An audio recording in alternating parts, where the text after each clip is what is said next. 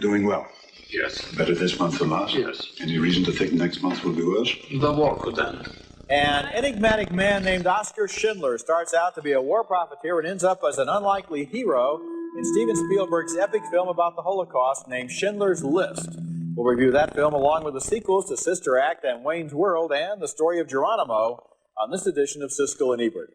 I'm Roger Ebert of the Chicago Sun-Times. And I'm Gene Siskel of the Chicago Tribune. Our first film is Schindler's List, and my first thought after seeing this film was that when I next saw its director, Steven Spielberg, I wanted to say something to him, first as a human being and as a Jew, and that was, bless you. He has kept alive an event that so many people would like to forget, the Nazi extermination of what was then 1 out of every 3 Jews in the world. According to a New York Times story just last week, more than a third of adult Americans don't believe the Holocaust even occurred. Well, Spielberg's extraordinary film, based on true events and real people, turns out to be an indelible record of the pure evil of the Nazi era and the way one man beat it. At first, Oscar Schindler, played by a beefy Liam Neeson, is just a Nazi war profiteer looking to make a buck from the calamity of Poland's Jews being rounded up and having their property taken away. He offers Jewish businessman Ben Kingsley a deal where he'll let the Jews work in a factory as long as Schindler gets all of the profits. Let me understand.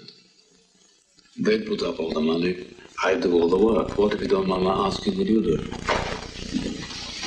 I'd make sure it's known the company's in business. I'd see that it had a certain panache. That's what I'm good at. Not the work, not the work. The presentation. A short time later in Krakow, Poland, the Nazis begin rounding up the Jews to herd them into a ghetto. Spielberg made the brilliant decision to make this film in black and white, and shoot it in a documentary-style fashion.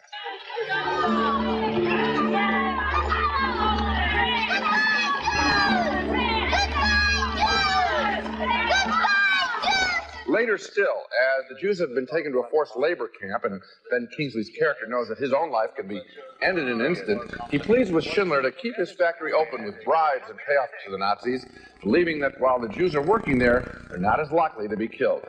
Herr Director, don't let things fall apart. I work too hard. Another important character in the film is the brutal labor camp commandant, played by a wonderful English actor named Ralph Fiennes. His character shoots Jews casually from the balcony of his villa overlooking the camp. And here he selects a pretty Jewish woman, played by Embeth Davids, to be his housekeeper. What's her name? Helen Hughes. What? Helen Hughes. What? I can't hear. Helen Hughes. And their story is another powerful element in this film. Making this all more compelling is that these are real characters, this actually happened, there is a real Helen Hirsch.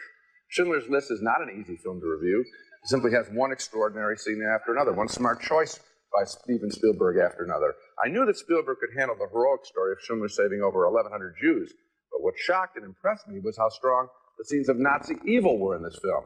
We see a lot of hands-on killing, a lot of people up close putting a gun to somebody's head, and I thought, good, show it all. It endures in black and white. And then, after all of this evil, Spielberg has come up with one of the most deeply moving endings in motion picture history, an affirmation of the tenacity of the Jewish people that I think any underdog or victim anywhere will be able to relate to. Of course, it's a sad film, terribly sad, but its ending may let your tears flow with a profound and strange sense of joy. It's absolutely true, Gene. This movie was such an awesome experience to watch. And of course, like everyone, I had heard, well, Spielberg has made a movie that's more than 3 hours long. It's in black and white. It's about the Holocaust. Will it be a difficult film to experience? Will people sit through it? I sat there spellbound. This is not a difficult film to watch. It's a difficult film to conceive of in terms of the subject matter, but in terms of the way he tells the story, it's completely absorbing at every single moment. We are there. I was, for many long stretches of time, I wasn't really even thinking that I was watching a film. I went back and saw it a second time to prove that into myself that it wasn't such a, if you show the Holocaust, of course you're going to feel sad. Was it a gimmick in some sense? Was it borrowed interest? It was absolutely absorbing as a motion picture. Yes, it is. You know, one thing that I particularly noticed in Schindler's List was Spielberg's refusal to go for easy emotional payoffs. Spielberg is a director who has built his career on supplying jolts to our emotions in everything from The Color Purple to Jurassic Park to E.T., but here he creates an even greater power by using tremendous restraint. He simply shows us things and lets us apply our own feelings. Look at this scene, for example, which takes place after most of the Jews have suddenly been removed, leaving their luggage behind. A young Jewish man has evaded deportation and thinks fast when the Nazis arrive. Herr Kommandant! I respectfully report I've been given orders to clear the bundles from the road, so there will be no obstructions to the thoroughfare. And that's the sort of event that could easily be used to manipulate an audience. They could have punched it up. They could have put some music underneath it that really told you exactly how to feel instead of just suggesting the sadness of the mood. But Spielberg goes instead for a documentary quality all through the film. He realizes that the enormity of the Holocaust was not a series of big emotional highs and lows and crises and deliverances and retreats, but a reality, a grim reality that stretched on day after day and year after year, paralyzing the ability of people to deal with it emotionally. It's the very matter-of-fact quality of Schindler's List that makes it finally, I think, so overwhelming. Yes, I think that there are scenes in here that are lifelike, totally unpredictable. There's a gun that jams. I don't want to give away too much. There's a gun that jams, and that scene goes on. It's terrifying. Yeah. The not shooting of a gun, I don't know if it's ever been more powerful in a film. Similarly, there's a scene where the Nazis go into a house. They find Jewish children inside a piano, and they shoot them. And then someone says they hear a piano playing. They said, "Is that Mozart or Bach?" I mean, smart people. Yeah. This kind of, the joy of the killing was another thing that I was glad he showed. They're having a good time. They're enjoying what they're doing. It's target practice. And you know, what's interesting, too, is the way that Schindler's character is developed. At the beginning, as you suggested, he really wants to just make a lot of money. Right. By the end, he wants to save these people's lives. But at no point does he ever overtly express exactly what he's thinking. And so he has an interesting relationship with the Ben Kingsley character, the Jewish foreman, who has to read him and has to intuit what's happening inside his head, because, of course, it could be instant death for this man if he says the wrong thing or guesses wrong. And so the two of them go on this ballet from tremendous greed and to at the end of the movie when they're brothers, and they never really, at any point during that long process, say exactly what's happening. Also, Spielberg isn't explicit about why he did it. At what point did he do it? And then there's that wonderful spot use of color. Well, people will get to see a most amazing film and when they see Schindler's List. That's right. Coming up next, more new big holiday films, including Geronimo, the story of the Apache warrior, co-starring Gene Hackman and Robert Duvall. How's that wound, Mr. Seaver? Which one? Got him here. Hell, I'm in real good. Ain't slowing me down none. We're not going anywhere. We don't want to fight. We came here to bring you to a reservation. That's Gene Hackman as an American general assigned to corral the Apache leader Geronimo. And Geronimo, an American legend, turns out to be a very good history lesson, both a tribute to the Indian culture and a document of the treacherous ways the American government and assorted bounty hunters dealt with Native Americans. Assigned to get Geronimo to surrender and take his tribe to a reservation is a young cavalry lieutenant played by Jason Patrick, one of our finest actors. Wes Studi from The Last of the Mohegans plays Geronimo, and there is a measure of respect between the two men as they face a relentless posse that wants to execute Geronimo immediately. I can't let you kill any of those men.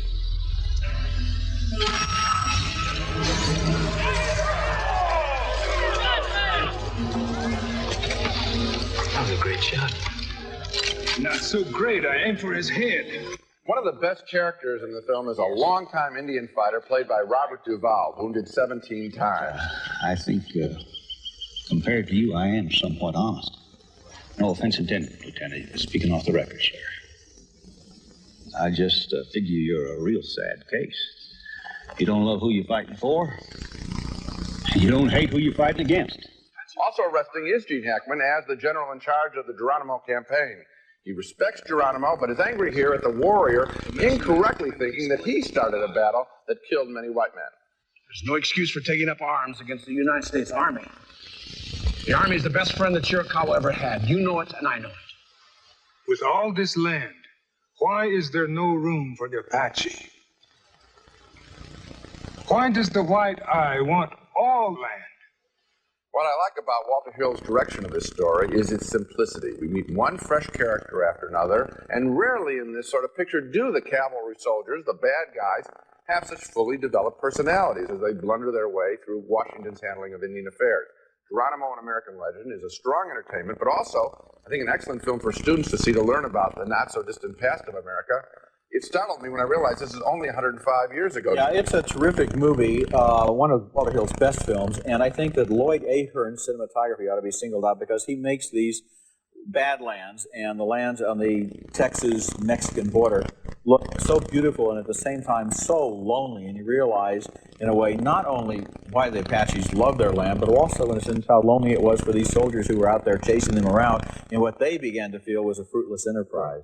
And you know, it's funny that we should be reviewing this on the same show as Schindler's List, because here again are people being murdered because of their race. And it's thought-provoking to think that in this country it wasn't a crime to shoot an Indian dead a century ago. You could actually get paid a bounty if you did that. I think he was very smart to make the characters of those pursuing the Indians so rich and put a lot of star power in that aspect of the film, so that as we watch, we're seeing their reaction to Geronimo. Yes, we are. Yeah. And it's an inverse way of playing the picture rather than what was done in the first revisionist Westerns, which was to make the Indian heroic. It isn't that the Indian is heroic, it's that everybody is caught in a situation that shouldn't have ever been started, because after all, these people deserve to live on their land. When we come back, Whoopi Goldberg is a Vegas singing star turned choir director, and Sister Act 2, back in the habit.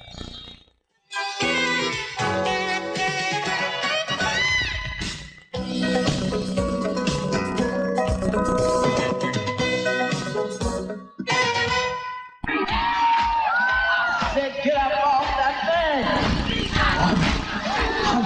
Get up off that thing! You okay?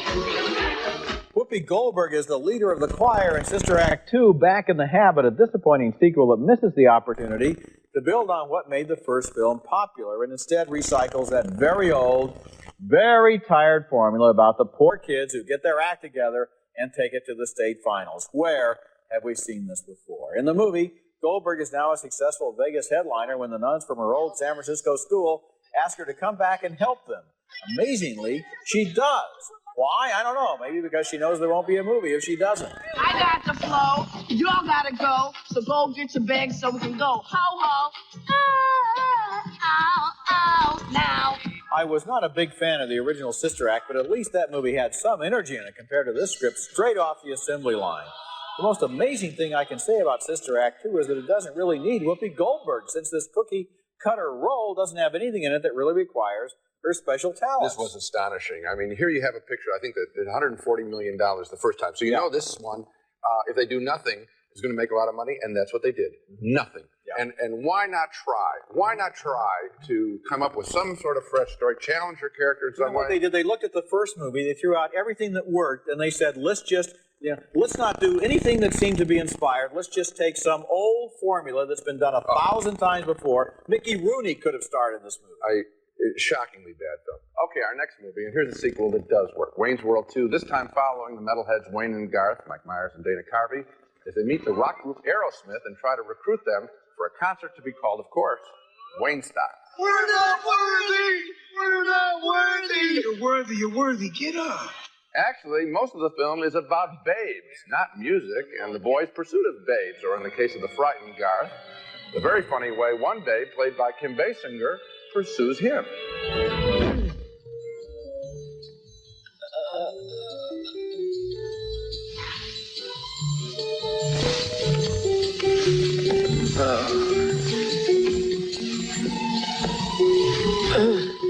Can I have some cocoa later? I just like the sound of that head hitting the wood at the door there. No, it's not as wild and as unpredictable as the original, but there are still plenty of surprises, including a continuing send-up of some of the images in Oliver Stone's film, The Doors, The Naked Indian, Jim Morrison, Holier Than Thou. I like these characters, particularly Wayne's gentle, wise guy approach to life. Wayne's World 2 is very funny. I look forward to a third film in this series. I like the movie, too. It is funny. And, they're gentle and they're kind. They're nice people. If they ever get hard and cynical, the series will be over. I know what they should do for Wayne's World 3. One of the boys is faced with marriage and leaving the other one. I think it would be terrific. That'd be terrible. But, you know, the funniest thing in this whole movie, I think, is the fake karate fight scene with the dubbed dialogue. And every time they move the arm, it goes... And when we come back, an imposter gets a warm welcome in 6 Degrees of Separation. What did you want from us? Everlasting friendship. Friend Willie Naughtian, and art dealer Donald Sutherland and his wife, Stockard Chaney, and their friend, Ian McKellen. My folks are divorced. He's remarried. He's doing a movie. He's in the movies? He's directing this one, but he does act. What's he directing? Cats. Later, they find out the young man was an imposter and share their stories with another couple who were fooled by the same young man. The friends are played by Bruce Davison and Mary Beth Hurt. We gave him $50. We gave him 25. He picked up a hustler. He left. He chased the burglar out of our house. He didn't steal anything. 6 Degrees of Separation is well acted and written, with the dialogue reflecting some of the same kind of strained, quasi-thoughtful posings that Tom Wolfe captures so amusingly in his novel Bonfire of the Vanities. But there's something important that's missing. I sensed that seeing the play in New York, and I feel it even more now seeing the movie, and I think what's missing is a center of authentic humanity to act as a contrast to the beastliness of all of the characters. To quote the young man's favorite literary hero, Holden Caulfield from Catcher in the Rye, everyone in this movie is a phony.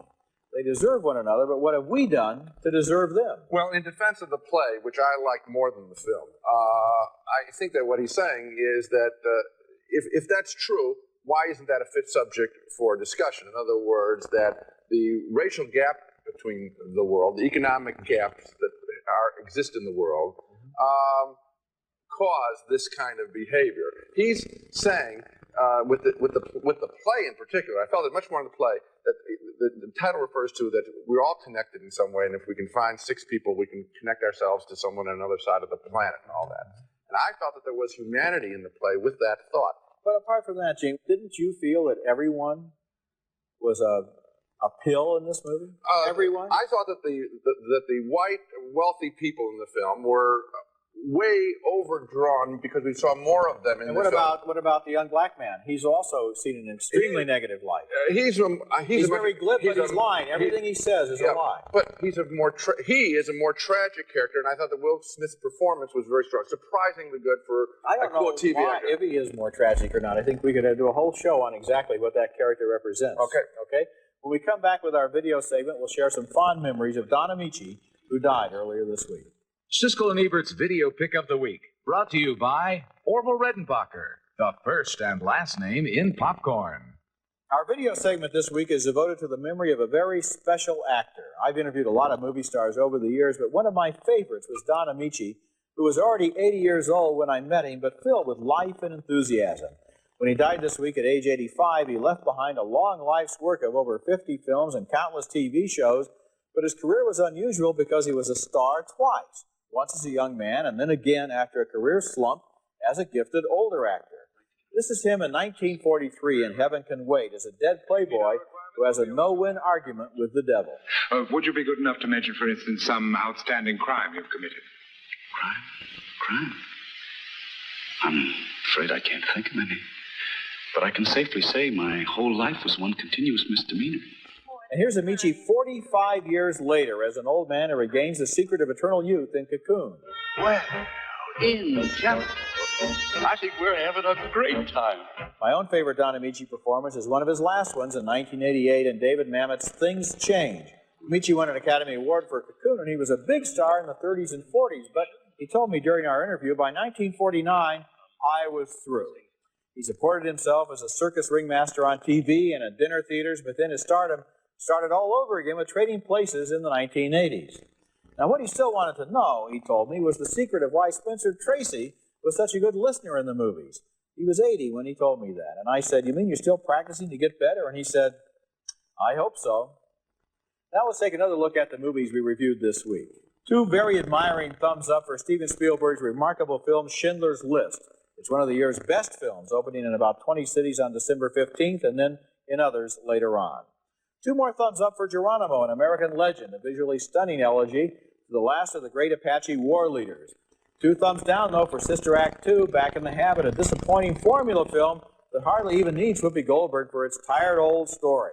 2 thumbs up for Wayne's World 2, more refreshingly offbeat craziness from Mike Myers and Dana Carvey. And finally, a split decision on 6 Degrees of Separation, the drama about hypocritical New Yorkers outsmarted by an even better imposter than they are. Gene liked it more than I did, especially Will Smith's performance. Next week, we'll be back with reviews of The Pelican Brief, starring Julia Roberts as a murder witness who gives her story to reporter Denzel Washington, who also stars in Jonathan Demme's Philadelphia. That's next week.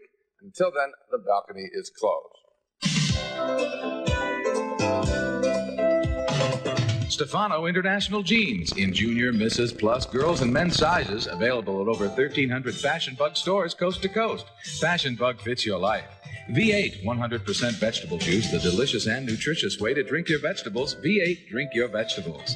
The new Remington Triple Foil, the only shaver with 3 narrow micro streams. If you can grow it, we can shave it. Remington Triple Foil. It's America's favorite jelly bean, Jelly Belly, now in new 20 and 40 flavor gift boxes. The original gourmet jelly bean, Jelly Belly. He's big, he's purple, and your kids love him.